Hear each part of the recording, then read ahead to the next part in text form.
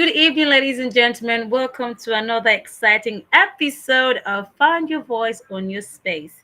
This is a platform where business professionals, career leaders, business leaders come to share their stories on how they found their voice and are currently owning their spaces in their different spheres of influence. I am your host, Jadesola Adewodun, and it's always a pleasure bringing you new conversations from faces and new voices from all around the world. Now, our guest for today is a phenomenon and a phenomenal human being. He has a knack for finding out gaps and filling those gaps and creating a solution that cuts across nations and borders. And ladies and gentlemen, please join me as I welcome the amazing, the phenomenal, the indefatigable, the global man, Mr. Andrew Igbineweka. I hope I got that name correctly. You are welcome. Woo! Good to have you on the show. We can't hear you. You're mute, sir. Can you say something? I guess the internet and their ways. Okay, let me. All right. So I think it's your audio from your end. Let's check that again. Can you say something? Can you greet us, sir? We can't hear a sound. Technical glitches at it again. Anyways, whilst Mr. Andrew is trying to sort out his audio, please note that we are live on LinkedIn and on YouTube. We're currently live on LinkedIn right now, and also on YouTube at Lady Jade Global. So, Mr. Andrew, let me know if we can hear you, and please, you can also comment on LinkedIn at Jadesola Adewodun, Jadesola Adewodun at Adewodun. That is the spelling of my surname. So please check us out, and I'm going to be looking out for your comments, your addendums. If you have questions, please do not hesitate to join us on this call. So, Mr. Andrew, can you say something to us now? Thank you very much for having me. Finally, Can you hear me now? yes, loud and crystal clear. Awesome. Awesome. Thank you for having me, Jadesola. I really appreciate the opportunity. Fantastic. So we have 6 attendees on the call. We have Augustine. Thank you for being on the call with us. I know that would also shout out to a few more people on the call as well. And I'm just really excited that we are having this conversation. So, sir, from what I've been able to garner about you, you have a knack for learning experience, and being an educator myself, I understand what that means. Being able to take the unknown and demystify it to a substance that can be easily ingested by your learners, if I'm correct. But then I also realized that you have a knack for finding solutions in places where people would ordinarily not look at, and then create a solution and then elevate it to a global standard.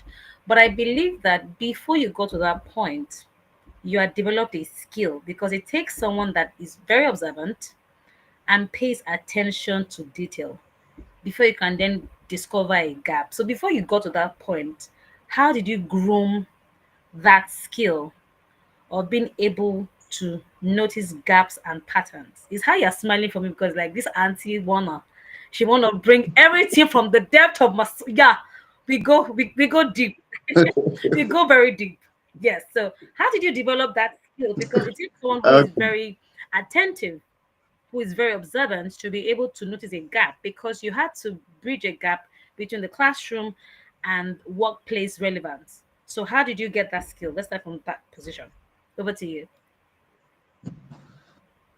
Okay. Thank you very much. And thank you to all our fantastic viewers who have taken our time to be here today. Yeah. And to your question, it's it really requires a lot of things, right? I've been through a lot of things that have shaped me into the person that I am today. Mm, If you talk about being a child, I can remember clearly as a preteen, I remember there was a time I was hawking on the street of Duse, Abuja, where I grew up, and I had like this bowl on my head, and somehow at some point I just stopped and said to myself that I would never be ordinary, right? That I would never be ordinary. If I think about that moment right now, I can't really tell what led to that. But I just knew that something was really tired inside of me as a young boy. And then I made that statement. And what happened next was, I think, fast forward to when I was in SS2, I remember I didn't have the opportunity to go back to secondary school. So many things happened at that time. But one particular event was that 1 year of me staying in the house, I saw some of my mates who were going, from SS2 to SS3, they write their WAEC and go to the university. And I just found out that I was very particular and very interested in digital tools, digital skills. At that time, it did not look like something that people would pay attention to, but there was this drive and this interest that drew me towards all of that. And I think that intuition, that ability to know that, okay, this is where you are currently, and these are the certain things that would shape tomorrow, and this is how to prepare for that tomorrow. I think it's just something that I just realized that I had. And so if we move that conversation from there to where I am today, I just have this ability to pay attention, to just um, remove myself from the picture and look at how things are being done and begin to think, okay, if this thing is being done this way and we're getting this result, how can we optimize it? Do we need to change the people? Do we need to change the tools? Do we need to change the do we need to teach people something that they do not know? Those kind of things, have really helped me in my career. And another thing is I struggled as a very young boy, I struggled with low self-esteem. Hmm. And the thing about low self-esteem, many times there are people who are struggling with low self-esteem, but it's not really low self-esteem. And I will explain this. There are some persons who say they are introverted, right? They say they are socially introverted, and so they don't like to relate with people and all of that. And the thing with definitions is that if you don't know what it is that is plaguing you, you will not know the right drugs to use for it, right? So some experts will say define the problem, right? So as an introverted, timid young boy, I just realized that I was able to pay attention to what was happening around me. And because I was able to pay attention to what was happening around me, and I was learning, I don't know why, but there were certain skills I was learning at that time that within my peers, it did not look like, why are you wasting your time? Many of my mates then were busy, there's football, there is dancing, there is going to the university. And that time everybody was really interested. I think that was in 2010, 2011. Everybody was very much interested in going to the university. Just finish your secondary school, go to the university. And so if you are not following that pattern, they feel like, okay, you have mixed it in life. And so that was my experience. And I was learning a lot of things, being timid and introverted, but I was seeing things that people did not see. One of the things that I realized was that, and it helped me when I came into the university. So when I came into the university, I was paying attention to a lot of things. I saw that young people, you go to school for 4 years, right? You go to school for 4 years.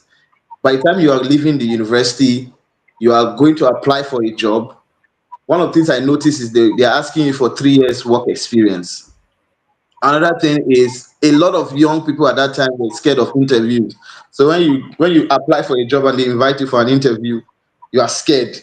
As in you're just suddenly scared. I'm wondering, okay, if you went to school for 4 years and now they want to employ you, but they want to just test to see if you are able to produce what they the value that you say you have learned in 4 years. My questioning would be, okay, why are you scared? You spent 4 years learning that thing, right? And so because I was an introverted person who paid attention to the way things, were happening, it was easy for me to also pay attention to things around learning and development, things around career development, things around youth development, because I was actively engaging with these people, talking with these people, listening to their fears. And so I'm a teacher by, as in I just know I'm a teacher. So when I find somebody going through a difficult challenge, I'm not joining that person to complain about it. I'm the one who is thinking, okay, how can we solve this problem? How can we do this? How can we do that? And it is a skill that I honed from my introversion, right? Being able to identify that it is, if you're someone who is really loud, Please go on. if you're someone who is Hello, really Andrew. Can you... loud, it's difficult. Okay. It's really difficult to pay attention to what's happening around you. I was facilitating a class over yesterday. I was facilitating a class yesterday, and I said something. I said, "What's the first thing that happens when you are creating a solution?" The first thing that happens when you are creating a solution is that you are listening to the complaints of people.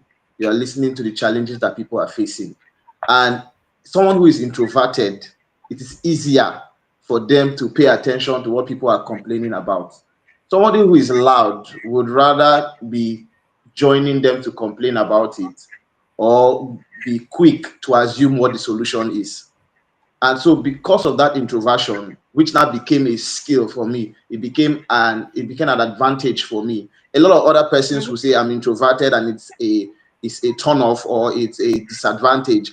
But sometimes introversion can be an advantage, especially with the part that deals with listening to what people are talking about, the challenges they are facing, and then finding a way to solve all of those problems, that all of those things they are complaining about. I think that's what really helped me, and that's what led me on to starting Go a Bit Further, led me on to starting 𝗡𝗶𝗴𝗏 Ideation, starting the networking salon, because I listen to these people. I listen to people. When I walk into a space, even the reason why it's easy for me to even network, a lot of people say the god of networking, you can network, you can do this, you can do that, is because I'm not making the conversation about me. So I'm listening to this person complain about something, and then I'm already thinking of 3 other persons that I know that can be a solution to the problem that this person is complaining about.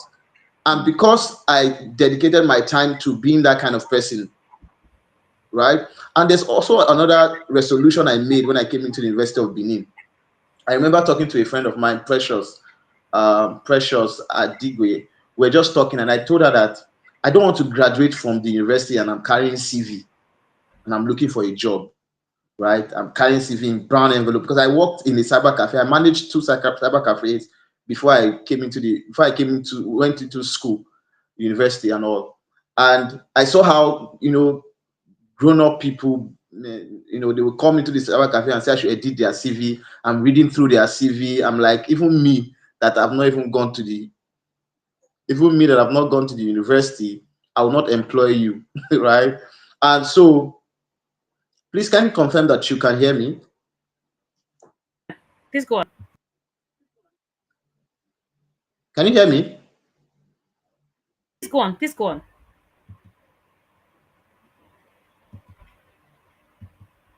Andrew, please go on. Okay. So, working in the cyber cafe, I saw a lot of graduates who came into the cyber cafe to put their CV together so that they can apply for a job. And I know how difficult it is. You look at their CV, you see that the CV itself, there's no meat in the CV. And so I told my friend that I don't want to graduate from the university and I'm not going about with a CV to look for a job. I want jobs to come to me. And so that meant that I needed to be a kind of person to be able to attract, opportunities seamlessly like as that. And, I was in the university already and I was getting jobs already in the university. I think as far back as 200 level, I was getting jobs in the university. And one of the things that I can quickly remember that helped me become that kind of person is being able to listen to people, listen to the complaints. And sometimes I listen to a complaint, I'm not able to solve the problem. I will go and learn the skill. I will go and learn the skill, from knowing how to write to knowing how to figure out, websites, blogs, to knowing how to manage social media pages, to know so many things that I learned just because I was listening to someone and I wanted to solve and help them solve that problem. So basically, Okay. that's how my journey has Andrew, progressed, I even don't right want to up say till this everything. moment. I'm going to cut you right there because I don't want you to say everything all at once, because there's a lot of things that are popping up. Because it feels like you have peeked into my notepad for me to ask you some certain questions. But I can hear I you know clearly. okay. Can you hear me now? Because I'm on the loudest volume Yes, here. I can hear you now. Okay, fantastic. So, like I said, thank you for what you've said. And one of the strongest things that you have alerted is you have the skill to listen. It's in listening to feedback that you are able to then prefer the solution. Andrew, are you with me?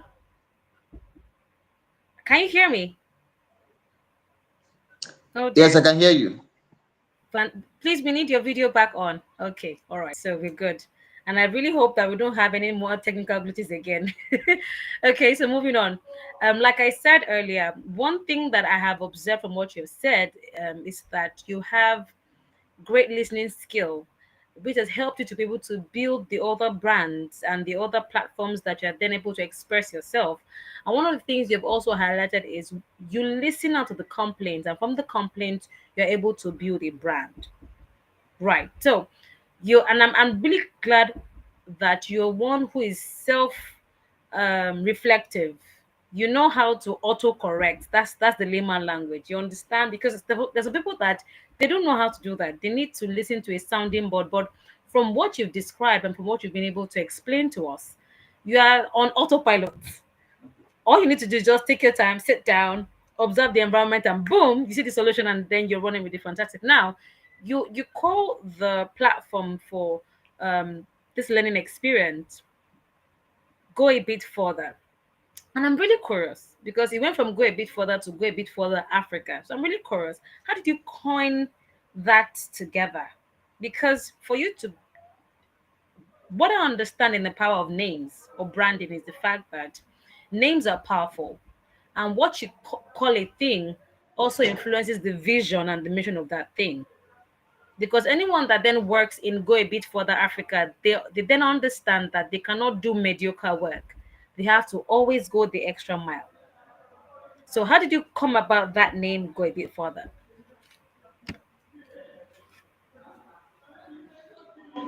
Jade, I'm struggling to hear. So I said, how did you come about the name Go a Bit Further Africa? Because from what I understand, Okay, go a bit names further, are Africa. powerful. Yes, because for you to have coined it that way, it becomes a modus operandi that for anybody that works here or anyone that wants to teach in this kind of platform or environment, we don't do things mediocre. We always go a bit further. So how did you come about that name? Okay, so that name, the funny thing, there's a biblical undertone to that name. Okay. I remember, so I had the opportunity to work with a recruiting organization, Okay. as I think after my 100 level, I went home for the holidays, and then a friend called me up and said she has sent my details to one organization and they are going to reach out to me to come in for an interview. And so I was excited. 100 level, okay, I get to work in a company, I get to earn salary. And they called me up for an interview, and I got there and I realized it was a network marketing organization. Mm. And then and then it didn't deter me. I sat in the interview with a crowd of people, and I was sitting at the back listening to all they were saying. Fast forward later, they said amount to be a part of the organization, basically to buy the product and to sell it. So I went tried my best, got in, bought the product, and started selling. And so luckily for me, the holiday stretched. I think there was ASU strike, but the holiday stretched for like 4 to 6 months. And so I had the opportunity to work in this organization because there were certain skills that I had that now brought me quicker. It brought me quickly to brought me quickly to the limelight. So they recognized early that, okay, this person knows how to speak, this person knows how to train people, this person knows how to knows his way around social media marketing and all. And so I now had the opportunity to train other members of the organizations on social media marketing. And then I had the opportunity. So there are some persons who are not. So the way the organization runs is you go to an organization, you submit a proposal, so to speak, and they invite you to come and train the members of the organization. Now I was in 100 level. I just finished 100 level. And so they invited, so some persons go to submit proposals and they get the opportunity, but they don't know how to speak. They don't know how to train. So they now employ my skill to speak to people. And I remember there was a time I went to Benue State. I went to Benue State, all expense paid, went to Benue State to train about six banks in Benue State on health, on basic health. Hold on, as a 100 level student. As a 100 level student. Fantastic.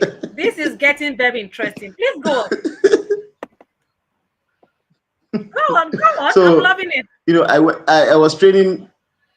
I trained about 4 to 6 banks on basic health. And guess what? This thing that I was training them about was something I read. They just gave me manual to read and understand and then go and train. So I went there. I did it. By the time I was done, I came back to the office. Now, what they do in the office basically is to get people to submit their CV.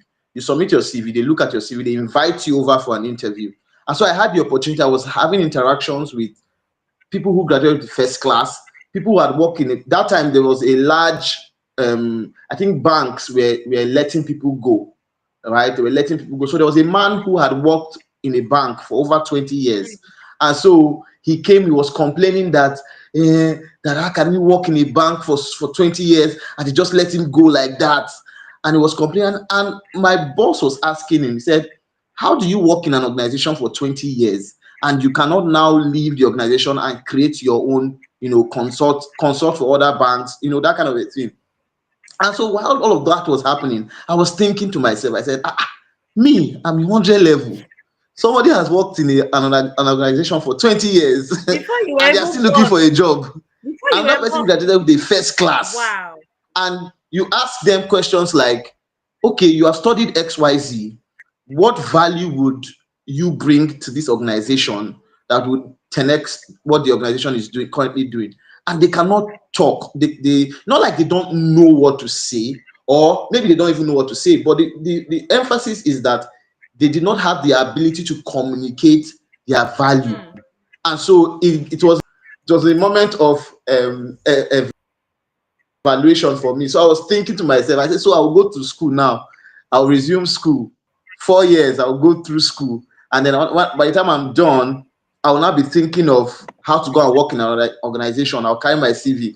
So I now said, hi, man, I need to double up on my resolution. And my resolution, if you remember, I said, my resolution was that I would not graduate and start looking for jobs. Jobs will gravitate towards me. And so when I returned back to Benin, University of Benin, I had this idea in my heart. The idea basically was to create a learning community for university students, basically to create awareness about what the current demands of the job market. And so I had nurtured that idea in my heart for 8 months. I was thinking about it. I will sleep and have dreams of me standing in front of people to talk. I could not pull through with that idea because I was thinking I did not have the money, I did not have the resources. What will I now do? So that took me 8 months. And then one night I just slept and I saw myself in a dream. I was standing in front of like 1,000 people, and I was talking about, some of the things that we are going to be doing as, as the organization, speaking to them about the future of work, speaking to them about all of these things. And then I woke up from that dream. I was sweating because this is me that has never, I've spoken to people, I've talked to I've talked to people, but talked to an audience of 1,000.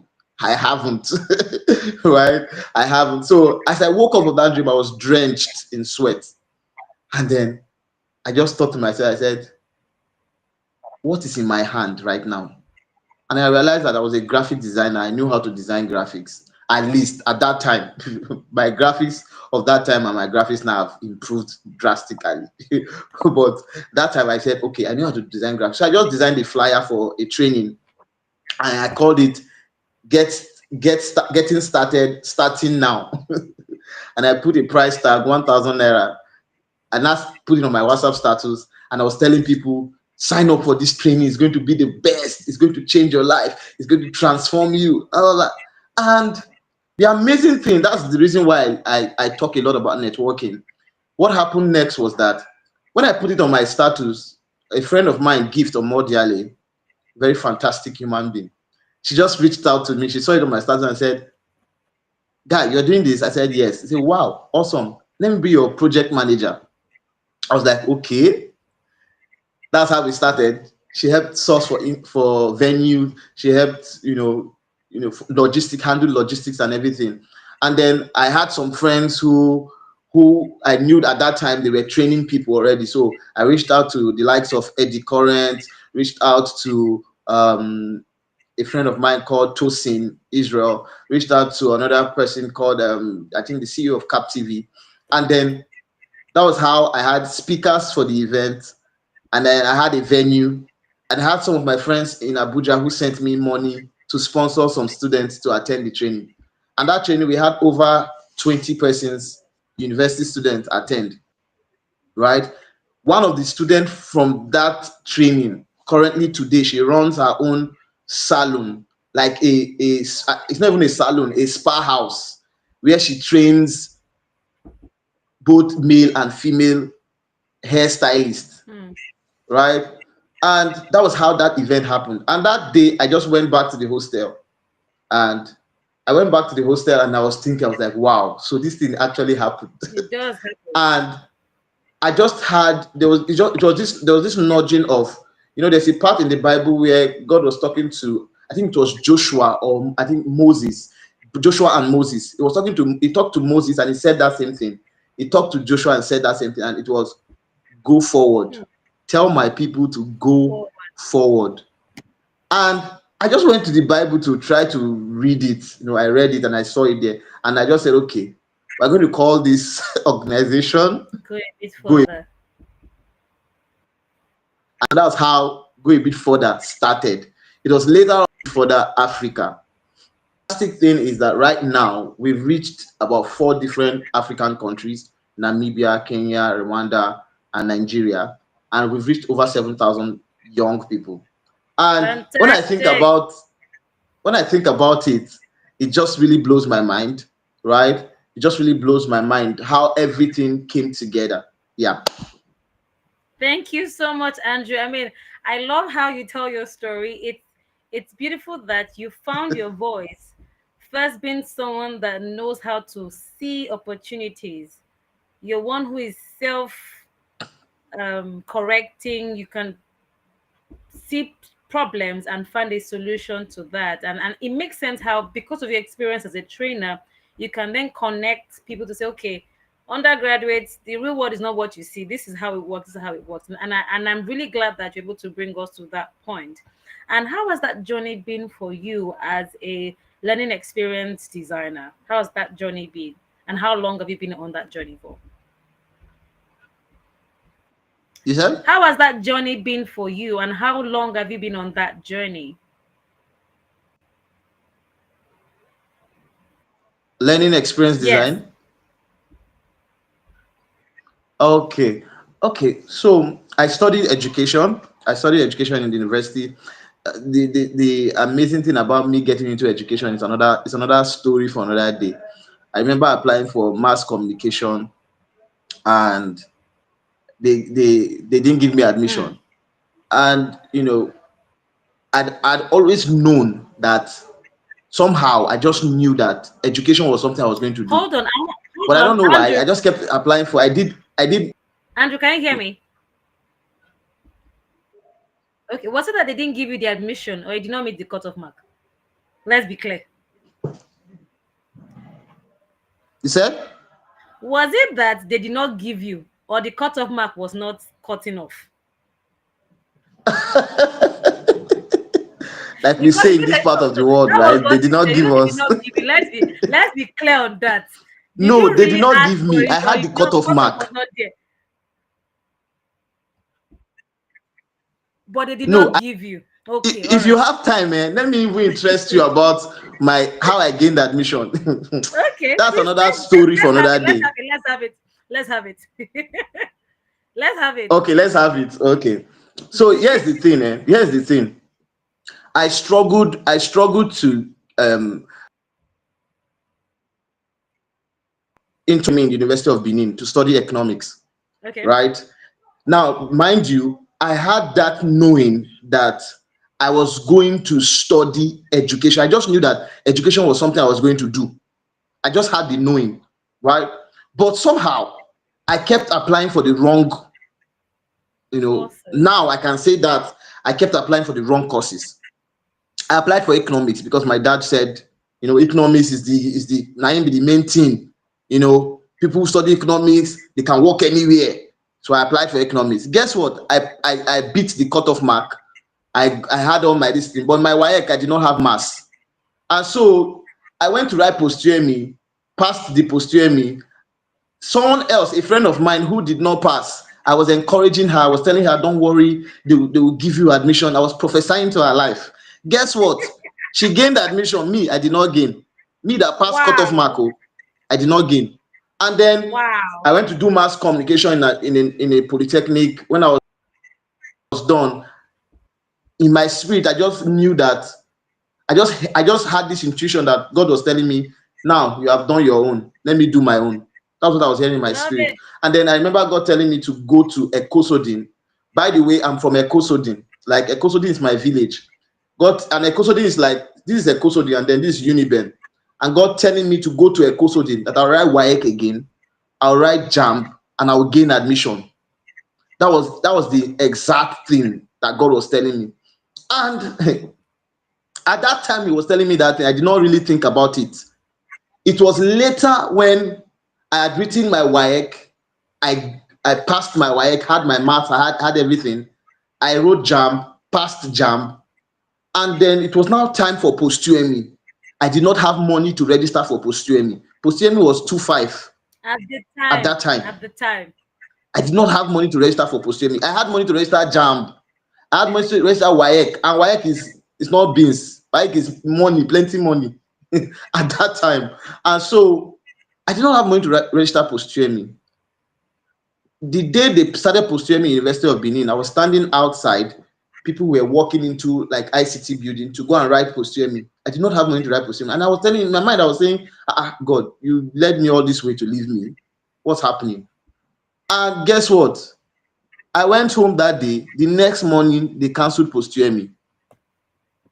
It is safe to say that they said that everybody should go and submit. It's safe to say that. Do you get?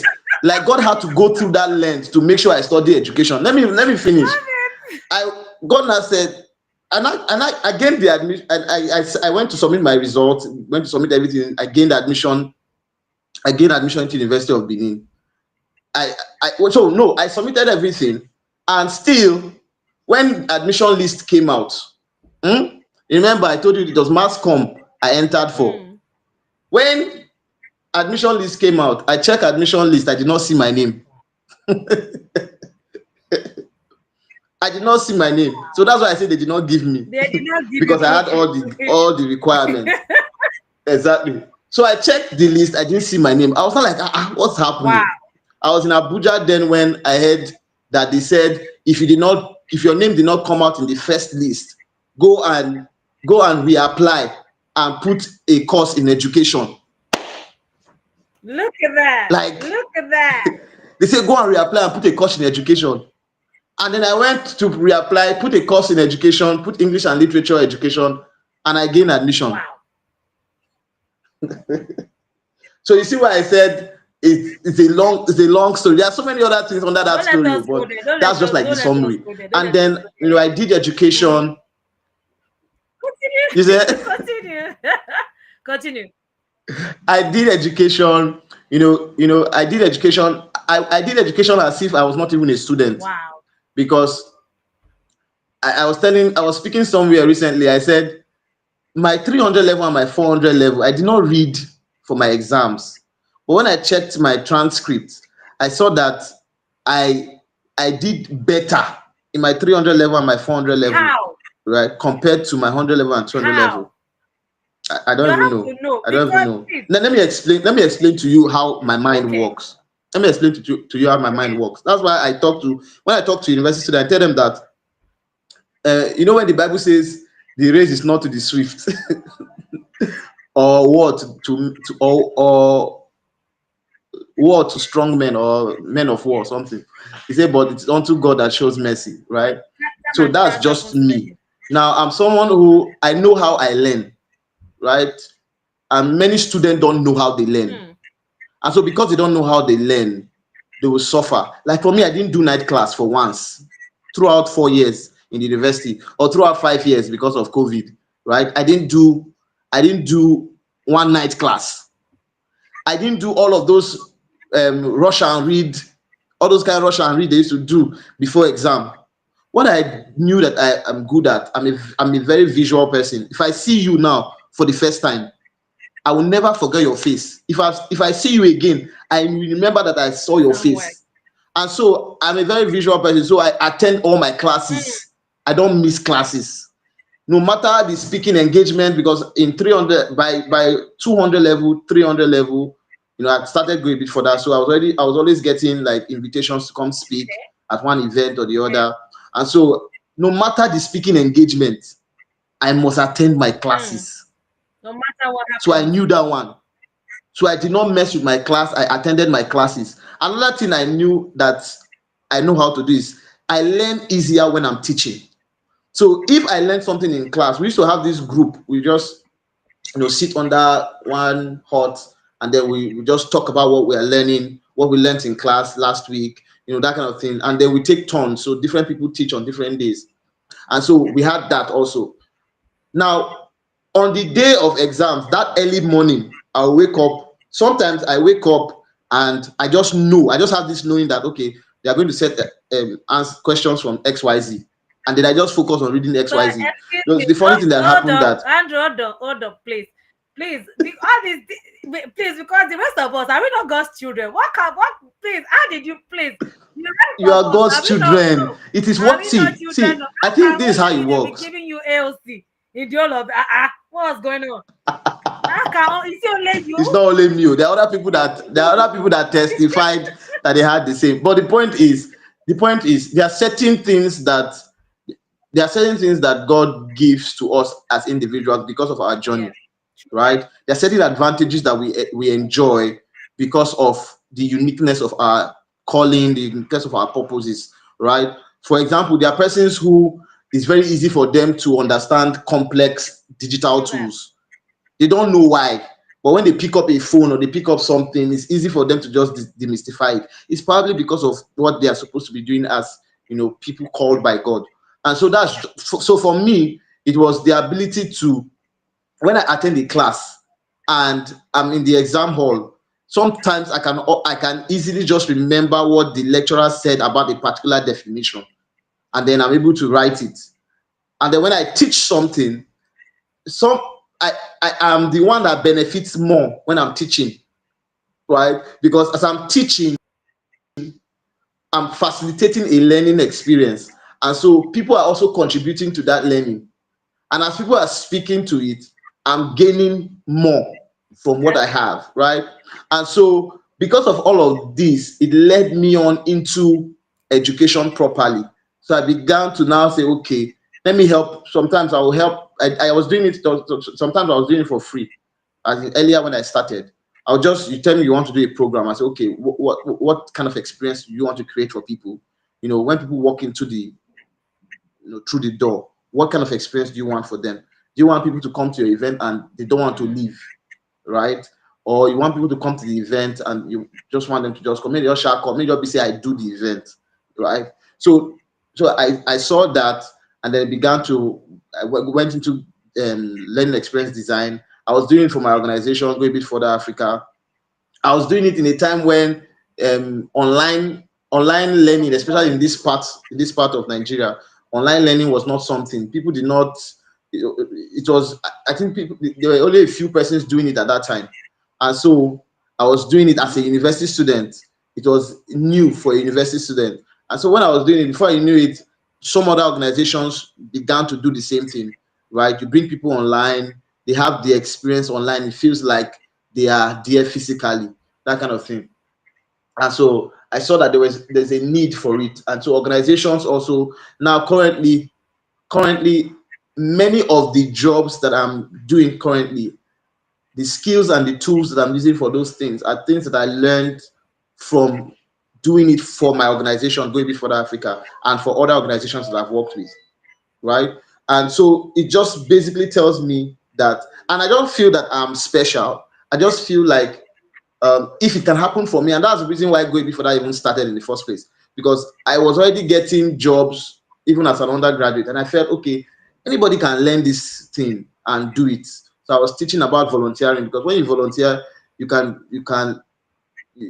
test your knowledge, test your ideas, you can validate your competence, and know that, okay, I've done this thing for this person. This person really liked it. That means I can now charge so amount for it. So I was teaching all of that, as far back as 2019, 2020, 2021, and the rest. And so it brought me really into learning and development. But what really helped me, really, from learning and development, when I say learning and development, I've done programs management, I've done project management, I've done, currently now I'm building a career in instructional design. I took an internship last year that really brought me deeper into instructional design currently, and then I'm working now with World Merit, a multinational, I think in over 40 countries, with over 100,000, driving the sustainable development goals in their local community. So what I do basically is create learning experiences, learning interventions, and courses for them to upskill, so they can have, these people are young people in their community trying to create change. They may not be able to afford to pay for a course of $100 or $200, but at least they can go on World Merit or Village Path and take any of our courses and upskill to be able to create change. Yeah, so that's basically how I came into learning experience and then instructional So design. in a very brief statement, you're generally called to young people, and it's mind-blowing how your self-awareness and your self-mastery has enabled you to be able to build others down the line. And it is very mind-blowing, because for you to be able to find your voice, one of the things that I have observed over time, and with the people that I have interviewed in the past 6 episodes, is that when people are self-aware, they know what they want, they know what works for them, and understanding the place of your faith, which also plays a huge part, because in the last conversations that you have explained, there was a God factor along the line. It wasn't the case of you just running through everything. You understand that there's a God in your life that guides you in all of your affairs, and you Yeah, are yeah. humble enough to listen to God per time, and which is very beautiful to hear and to also experience. Now, let's talk about networking. I mean, you have the networking saloon, and I see that you also have newsletters on networking on LinkedIn. Speaking about LinkedIn, let me go take a look at our guests on LinkedIn, and we have Olushola Olaniyi as one of our guests joining us. Good to see you, ma'am. Israel A. Daniel, thank you for joining us on LinkedIn. It's so good to see you. Please remember to tell a friend that Find Your Voice is still live with the phenomenal Andrew. Please tell people. We're also live on YouTube. at Lady J Global. This conversation, trust me, you're going to have fun. Watching the replay again. The replay is going to be live on YouTube and also on LinkedIn. Now back to you, Andrew. Let's talk about networking. I know that you also have looking at your journey so far, you believe that because you can do it, somebody else should be able to do it, which is why you then brought professionals together. And there was something that you had said earlier when you had mentioned that for you, when you're networking, you don't only think about yourself, but you think about two or three other people in your circle that can also solve the problem of the person you're networking with. So, Andrew, can you let us into that journey? What informed you to start the networking salon? Okay. Like I said, there's nothing that I've done alone, Mm. right? There's nothing, and I mean that both. I mean that spiritually, and I mean that physically, right? There's nothing that I've done alone.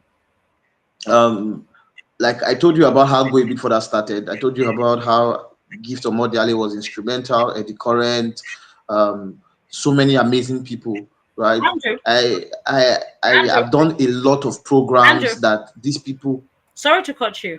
These yeah, people, are they in your circle of friends? they're in my circle of friends, but I built relationships with these people. Please go on. Please go on. Okay. So I've told you how that these people have been instrumental, and so there's something that happens naturally with me. Like I told you, I listen, right? And when I join an organization, for example, especially when I started volunteering actively, when I joined, I remember joining an organization. I just came on WhatsApp. I saw on my status, I saw that different people were posting a particular flyer, and I was like, what's this thing that is happening? I had a knowledge on how digital magazines work, and so I saw that they were going to launch a digital magazine, and so I reached out to this person, and I said, who is the person doing this thing? And they said, it's this person. Right? And when I joined an organization, for example, especially when I started volunteering, so I reached out to them and said, okay, can you send me this person's number? And they said yes, and they sent it to me. And then I requested for the email, and I sent her a request saying I want to be a part of her team. Now, when I sent that request, she added me to like the general group, right, the volunteers group, and I just part of the volunteers team. Now, when they now needed solution to a problem, I no, just that's just me. I just found that okay, I knew how to provide solution to the problem that the organization was facing, and a good number of persons were also providing solutions to problem. But what I did was I went a bit further, just because it is go a bit further, right? So I went a bit further, and instead of providing a solution, I created the solution for the problem. And then when I created that solution, she really loved it. And then next thing I saw that they removed me from volunteers group and added me to team leads group. And I was like, okay, what's happening here? Right. So just basically seeing that when you bring value to people, the value they place on you it increases, right? When you bring value to people, the value they place on you increases. And so, and now the job I'm currently in 𝗡𝗶𝗴𝗏, and I'm implementing a project for IOM, which is International Organization for Migration, and GIZ. Now, the person who gave me this opportunity was somebody I met as an undergraduate. That time they will say they need content for they're doing a project, they're doing a conference or something. They need content for content for social media marketing and all of that. Before you know it, by the time they blink their eyes, I've already drafted something and sent. She will look at. She's not even part of the team. She's just like a volunteer, that kind of thing. She just see content from me. She's like, guy, how you think they do them? And so because of that, many years later, about it's up to like 6 years now, she just saw this opportunity and she just said, Andrew knows how to write now. Andrew knows how to do this. Andrew knows how to do that. And then she just recommended me. And that's where I am right today. And just being able to understand that it is value that makes people value people, right? So when you bring value to people, they value you. It's not, some people will say, and it's only when you need me that you come to me. That is exactly what it is. It's only valuable people that people gravitate towards. So what needs to happen is you need to now become a person of value. And so that led me to learning so many things. So I'm someone who I know how to figure things out. If I cannot solve your problem, and I made it a point of duty to be that kind of person. So when I'm networking, when I'm reaching out to someone, I'm saying, what do you do? I'm not just asking for myself. I'm asking for the 1,000 persons that I have in my contact list that will probably need your skill or your services one day. And so when I saw that it was bringing me opportunities, and I decided, okay, how do we do this now? Let's create a community that can connect people in such that it's not just networking events. You know, in networking events, when they say, we are doing a networking event, people just show up. Some of them don't even know how to network. Some of them don't even know the posture to take when they come to a networking event. And so you end up coming to a networking event, you have collected like 500 business cards, but you don't know what to do with them. Or you come to a networking event, you don't know what questions to ask, you don't know how to strike a conversation that becomes a conversation starter when you leave the event. And so, and I said, okay, let's create we first called it the social networking immersion, where we wanted to do like, we'll just do WhatsApp series, we'll do Instagram series, we'll, curate. I created, there was a book I wrote, the 10 Commandments of Networking, for young professionals. So I just wanted to do something that people can just experience. By the time they experience it, they get the idea of what networking is. I did that for a while and I realized that networking is easier in a community. Right? Networking is easier in a community. Imagine you have like 10 friends, Jade. Imagine you have like 10 friends and all you guys are just doing is, let's hold ourselves accountable for our career growth, for our business growth.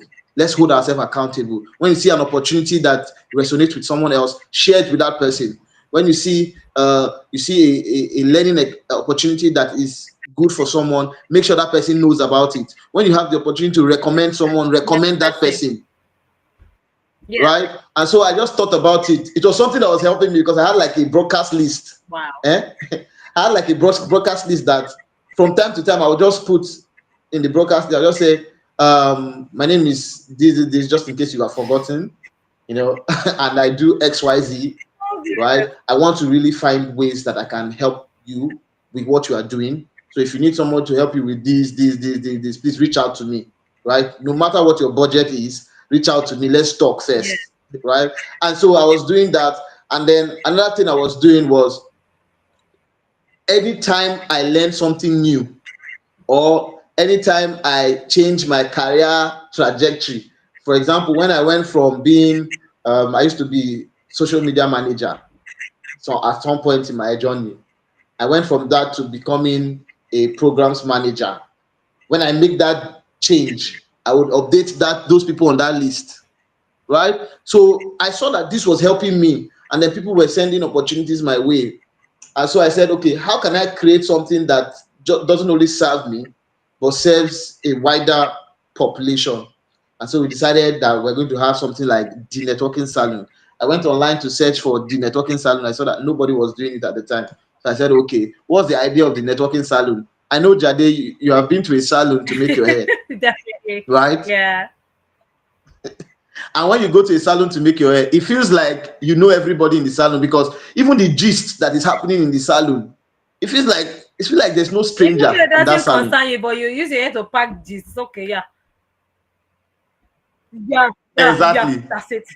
Do you get? They are sharing gist. This one will talk something. This one will add. This one will comment.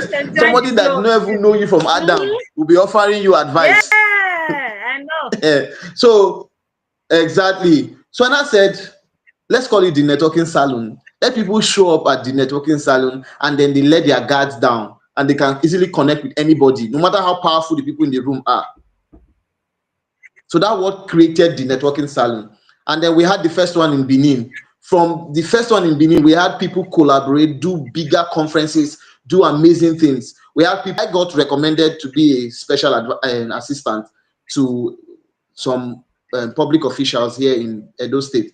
You know, some people got partners. There's somebody that went from. He's currently staying in Abuja, right? He started a program, met somebody in my community. That person gave him opportunity to speak on his platform. He spoke on his platform, had the opportunity to connect with somebody much bigger. Now he's in Abuja, he's doing amazing things, right? So I decided, okay, we've done Benin, let's do it again. We did it again in Benin. We did it like twice in Benin, and then we did it in Abuja. Okay. When we did it in Abuja, the feedback was amazing. We now did it in Port Harcourt. Then we did it in Abuja again. We did it in Benin again. And then we did it in Lagos here, May 17th. Yeah. The feedback, amazing, right? So what happens at the networking center? When you come into the networking center, I will do an orientation so that people understand. This is not networking event. This is not so when you are introducing yourself, we tell you introduce yourself without all of the titles. So who are you? If we tell you to tell us about yourself, and you don't have to tell us whether you're a CEO, you don't have to tell us where you are born, where you were born, you don't have to tell us any of these different things. Tell us who you are. What's the essence of who you are? Sometimes, so when people show up in that kind of environment, that's so detailed. That's so detailed. Don't leave all the title alone. When people show up, who are you?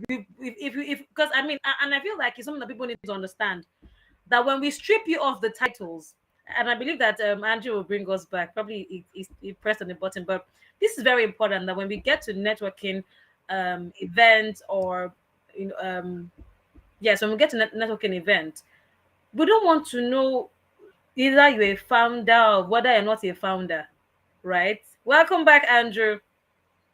Welcome back. All right, I mean, just to buttress on what you've said, right? People need to understand that it's really not about your title. Who are you without the title? Because I personally have come to a point in my life where I'd had to ask myself that question. When you take away Find Your Voice away from me, when you take away event hosting, when you take away corporate communication specialist, who am I? And I had to go back to my childhood, and I realized that I'm a light and a wonder. And I had to go back to the foundation of my name, because again, your name is your identity. When God called Abraham, he changed his name and gave him a new identity. Name swap, the name gave him his identity. Jesus found his purpose in his name. So I then had to go to the foundation of my name, and one of my names mean wonder. And which is one of the reasons I'm wearing this shirt. Like Jadesola, that's what it means. And then I also realized that for me, it sounds like poetry already. Oh gosh, do you understand? And I had to realize that I'm naturally someone who is always stepping out or stepping forward, stepping out of my I cannot do well in a comfortable place. I need to always step out. I need to always be ahead. And I cannot do that without God around in me. I can't step out without God, without instructions, leading, and all of that. So when I go into spaces now, instead of me saying, oh, I'm an event host, I tell people I am a light and a wonder. Even from the way I sound at events, people are like, okay, who's she? I'm like, yeah, that's the wonder part of me manifesting. And then when I then express myself, or I want to give solution, or when somebody has a problem, I'm saying, oh, I feel like this can work. I'm shining my light to the darkness of that person's problem, because you don't know the answer to your problem, and I'm bringing my solution as light to the problem that you have. So I really love that concept, that we don't want founder, lawyer, LLB, please keep it in the corner. Who are you? Who are you? Who are you? A quick shout out to Mr. Upgrade on LinkedIn. He's really dropping lots of comments. Thank you so much, Mr. Upgrade. We see you. So Andrew, over to you. And after that, you wrap up so that we don't extend. And then our streaming platform, they will not bounce us out of this thing. But over to you. I mean, I'm really loving this conversation. Please, over to you. Yes, yes. So, like I was saying, let down your guard. You don't know. Even if you are a CEO, you probably meet someone that will 10x your company's Mm. growth, right? So let down your guard. People can share ideas with you that you have never thought of before, right? And I've seen it time and again, right? People share. You just have a very unserious conversation with somebody, and then that unserious conversation opens your mind to a world of possibility. And so we tell them in the beginning of the whole experience, guys, we know that you are XYZ. We know you are the best thing Slice after bread. sliced bread. We know. So calm down. Oh Meet my people, right? Talk to people, have conversation with people. If you find somebody that you can help, help them. If you find somebody you can help, help them. And don't feel like you cannot be God. vulnerable enough to say that, okay, well, guys, I don't know XYZ, but it feels like I really need XYZ to make progress in my career. Please, is anybody do XYZ? And when it comes to, paying people for what they are worth, if you know you can pay them, if you cannot, find something that you can give them, do you Of get, that value. can serve as payment. And then when you find opportunities, don't just find opportunities for yourself, right? Find opportunities for other people. Some people will say when they see a job opportunity, for example, they are looking for a job opportunity. They see a job opportunity, they look at it, they say that, okay, it's not something I can do, and they just leave the job opportunity there. Copy the link, share it with another person that you think has the skill set for it or the experiences for it. When that person finds another opportunity that resonates with you, the person will send it to you. And True. so that's basically what the networking saloon is about. Bring people together, create a community. So the community serves as follow-up. So people can keep in touch, people can hold each other accountable for the things they've spoken about in the physical experience. So we currently have a presence in Berlin, in Texas, Houston, Texas. We have in Abuja, we have in Lagos, we have in Benin, and then we are currently going to have our next experience in Warri, Delta State. So Fantastic. that's basically it. The idea is we cannot deceive ourselves to think that we can do it alone. We can't do it We alone. cannot deceive ourselves to think that we can do it alone. I tell people, I Fantastic. said, when God created us, right, He created us with a vacuum, right? Every Hmm. one of us with a vacuum. And that Yes. vacuum was intentional to let us know that we need other people to feel it, right? And Fantastic. Yeah. so people find purpose in that vacuum. For example, Jade, you have come up with this amazing platform. I listened to some of the other speakers. I took out time to listen to some of the other speakers. Saw some fantastic stories that they are sharing. There are some of they are, like you were talking in the last. I think in the last one, you were saying something about giving people the platform to share their stories Yeah. because they don't have some people don't have the platform to share their stories, but you are creating this platform. Now this is your own expression of your own purpose, but there's a vacuum in it, and that vacuum needs a speaker. So you invite me now, for example, to come and speak. I have the opportunity to speak. The next thing, another person listens to what I'm saying and they catch fire True. and they are doing amazing things. And one day you are sitting very quiet in your room, you are watching TV, you hear somebody say, I was just, without direction in my life one time in my life, and then I listened to Jadesola on her show on YouTube, and man, it just gave me direction, and yeah, I am today. And you're wondering, when did that one happen? Do you understand? True. So that is how purposes gives other people the opportunity to express their own purpose. Yes. And so it cannot happen if we don't connect. It cannot happen if we are only looking out for ourselves. We are not looking out for other people. The person who gave me, who spoke to you, for example, about bringing me on this Yes. show is Yes. Augustine. Augustine is my guy. Do you Yes. understand? Like Augustine would have not recommended me. And guess what? If I have not been a valuable person to him, he wouldn't Yeah. have. So it's a two-way thing. Number one, constant develop a knack for knowledge, not just for yourself. So there are some things that you necessarily learn because of the people you are going to meet in the future. Another thing True. is sometimes ideas that come to you are not for you, they are for other Mm. people. So some people get so carried away trying to implement every idea. Meanwhile, that idea has come to you, because you're supposed to be sharing it with somebody else, not necessarily because you're supposed to implement it, right? So that's something you want to look at. Another thing is, do not only use bridges, build them. If you are someone that always knows how to, you know that if I reach out to this person, go no person when we say go fit help me. If I reach out to this person, you become that person that they can reach out to, right? So do not only use bridges, build bridges. So yeah. Oh my goodness. The networking salon, a fantastic experience. I love it. Yeah. I love it. Do not. Thank you very much. I'm having a good time. I feel like I'm in my element. I love. See that is the Lady Jade effect. That's the effect that happens people naturally. When you connect with me, we don't use to form here. Nah, we don't do that here. We are very, I mean, light and water. We are very sweet. I like it. Okay. Now I'm sure that this is not a question that you typically find on platforms, but because I am family oriented, and I know that a lot of times we don't usually hear from men how they balance. I can't hear you clearly. I said that I'm going to ask you a question now, and this is because a lot of times, right, men don't usually share how they balance business with marriage and fatherhood. And I know that you're a daddy, you're a husband, you're a full 1 million years husband material.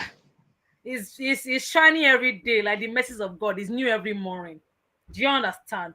Yeah. So how do you balance all of these expressions with being a husband and being a father?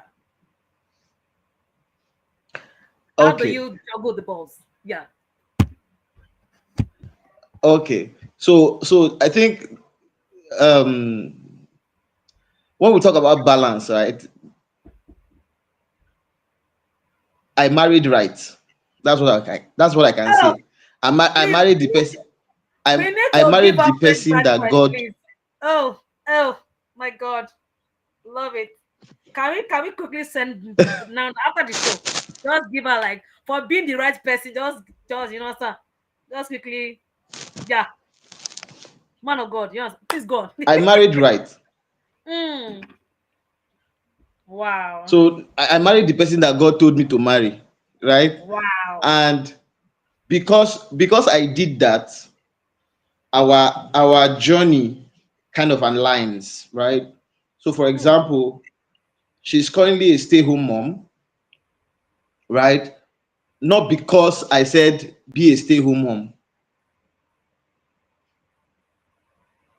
So I have the opportunity in my mind now, something deep in my spirit is telling me that it's possibly because of this particular.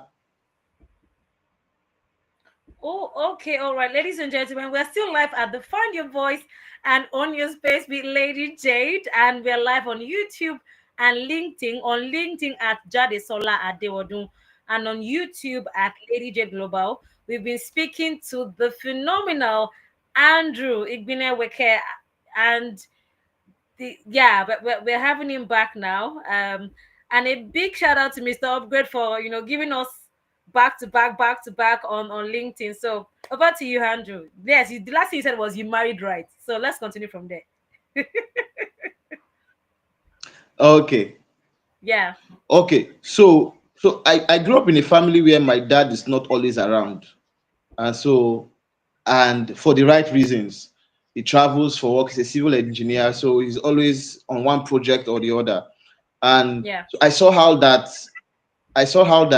his absence in the house, there's so many decisions that we did not get right early. Right? There's so many things, and it's inevitable. I can't blame him for not being around because he was actually providing for the family. And so I just had, as a child growing up, I just said, I don't want to. There's so many resolutions I made as a child, right? I said, and sometimes I think, why was I making how did I even know to make all these resolutions? Because some of those decisions have shaped the kind of person that I've become today.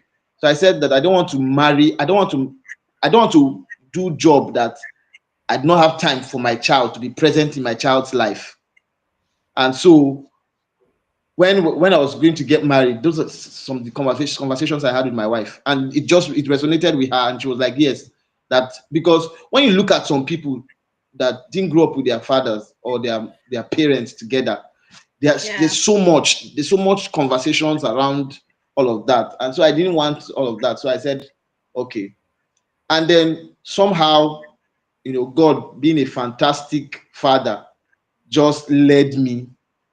The person I married resonated. The funny thing is that we were close friends to the point that people were already, not even people like so there's a pastor There were I submitted rumors. to at There the were time when I was in rumors. Let's be university. like that.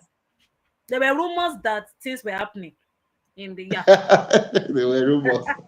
So there's a pastor I submitted to when I came to Benin, and then one day he just looked at me because me and this lady were so close as friends, and then one day he just looked at me, just made just a comment, and later that night I was just on my own, me and God were just and then I just started thinking about it, and then it just really made sense that this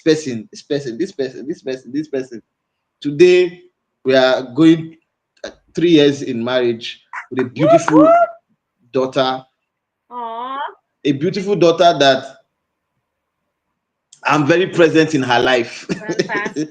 Do you get? I'm very present in her life, such that there's certain things that she's learning. She's learning fast because we are intentional about the kind of experience we want to give to her. True that. We're intentional about some of the things that I talk about as per learning experience design. In the house, we find a way to infuse it into our own life. Okay, now, even before she was how many years, she was already repeating words after us. I'll say something, she will say it. I say, look at this girl. Where are you learning it for? Who told you that? She will say it. She will look at me and say, when I did a video call, she's a month, a year, 7 months. I did a video call today. She was calling me baby. Like baby. It's part of it. I was like, It okay. comes with So the idea is marry right, marry who God tells you to marry.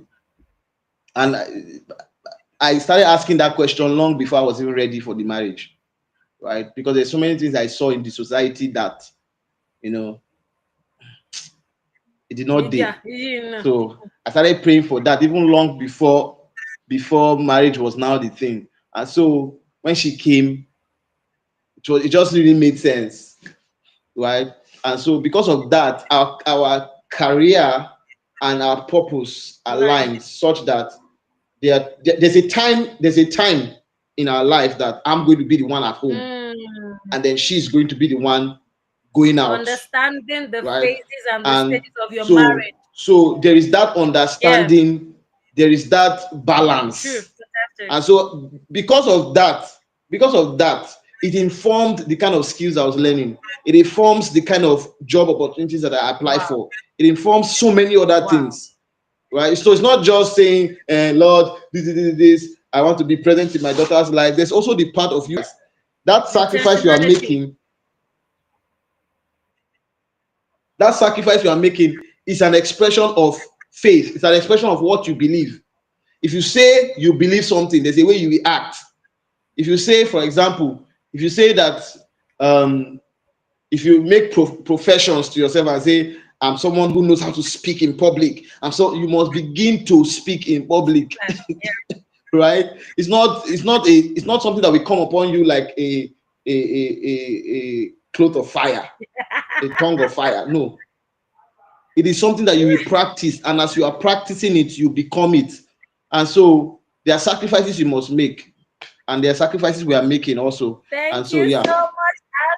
I'm able to balance it right now. I'm in 𝗡𝗶𝗴𝗏. I'm going to be in 𝗡𝗶𝗴𝗏 for 3 days before I return to Benin. And then by the time I return to Benin, I'll stay for another 4 days and come back to 𝗡𝗶𝗴𝗏 again and finish the project and go back. Thank you so much. So Thank you that's so much, basically Andrew. I mean, this that's basically the this experience. Yeah. I, Thank you. I I I see that for every conversation, it keeps Thank you very getting much. better. It keeps getting much more exciting. It keeps getting more engaging. Thank you for your time. Yeah, yeah, Thank you yeah, for yeah. sharing unrestrained. I'm blessed listening to this conversation, and I'm also going to go back to watch the replay. For those of you joining us on LinkedIn, thank you. This is Find Your Voice. Okay, Can I yes, give a yes, shout please. out? Yes, please. So I want to give a shout out to mechanic, the mechanic. Mechanic, I want to give a shout out to mechanic. I want to give a shout out to Mr. Mr. Upgrade. Upgrade.